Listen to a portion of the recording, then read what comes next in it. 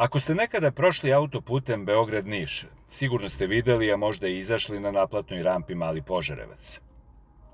Vozili, isključili se, ni ne sluteći da se na svega 10 kilometara od tog mesta odigrala jedna od najznačajnijih bitaka srpske vojne istorije. Tik uz selo Šepšin u opštini Mladenovac nalaze se varovnice. Mesto koje ne privlači pažnju svojim izgledom, ali čuva priču koja bi mogla da nadahne čitave generacije. Sa svojih 400 metara nadmorske visine vrh varovnice pruža pogled koji ostavlja bez daha. Avala, Kosmaj, Bukulja, Rudnik vide se jasno sa ovog prirodnog vidikovca.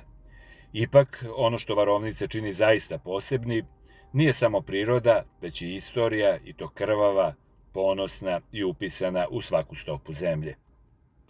Ono što ovaj kraj uzdiže iznad svakodnevnog jeste herojstvo njegovih ljudi, ali i veličanstvena istorijska uloga koju je odigrao u Prvom i Drugom svetskom ratu.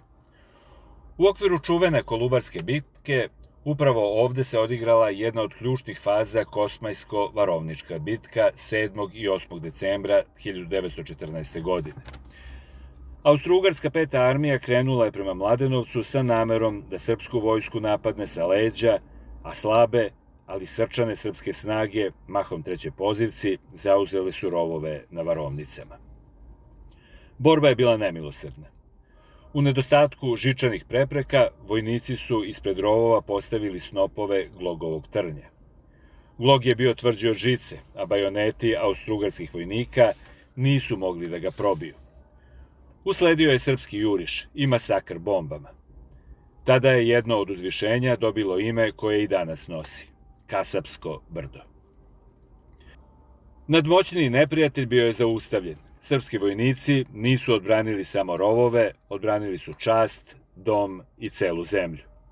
O tome svedoči i naređenje iz austro-ugarske komande koje glasi: sve je bilo uzalud, više nemojte da se naprežete, moramo da se povlačimo.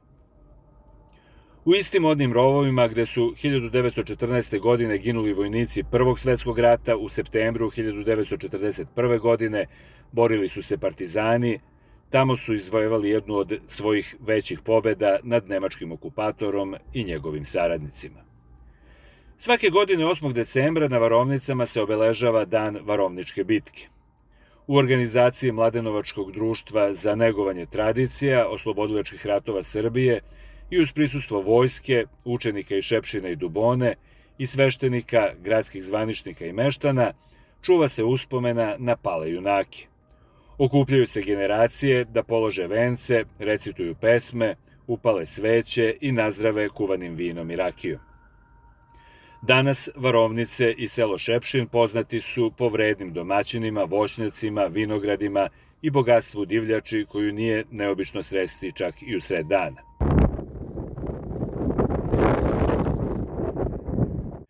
Kažu da na varovnicama vetar nikada ne prestaje da duva.